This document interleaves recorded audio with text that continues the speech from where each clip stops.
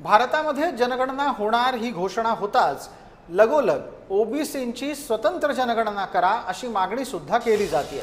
या निमित्तानं जळगावमध्ये भारत मुक्ती मोर्चानं आंदोलन केलं।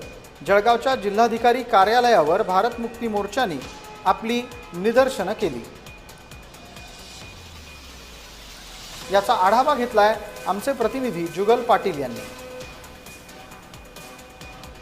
भारत मुक्ती मोर्चातर्फे आज विविध मागण्यांसाठी जळगाव जिल्हाधिकारी कार्यालयासमोर मोर्चाचं या ठिकाणी आयोजन करण्यात आलेलं आहे।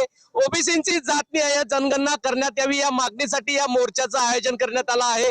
आपल्यासोबत या ठिकाणी भारत मुक्ती मोर्चाचे काही पदाधिकारी आहे, आपण त्यांच्याकडून जाणून घेणार आहोत। दादा, काय सांगणार, या ठिकाणी आज मोर्चाचं आयोजन करण्यात आलं आहे, काय मागण्या आहेत आपल्या?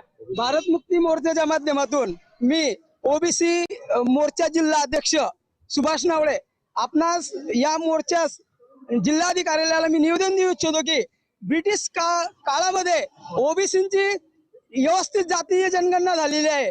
आजपर्यंत सरकार ओबीसींना न्याय देण्याचा जो प्रयत्न करत आहे तो ब्रिटिशांच्याच दस्तेजावरून देत आहेत। मात्र स्वातंत्र्याच्या काळानंतर ओबीसीची कुठलीही जातीय जनगणना, ओबीसीची आर्थिक व शैक्षणिक व सामाजिक स्थिती लक्षात येईल अशी जातीय जनगणना आजपर्यंत काँग्रेस बीजेपी सरकारने केलेली नाही।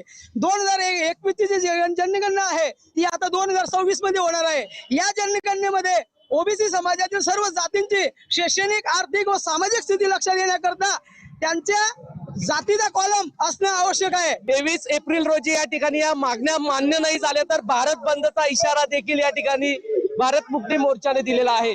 जुगल पाटील, जय महाराष्ट्र न्यूज, जळगाव।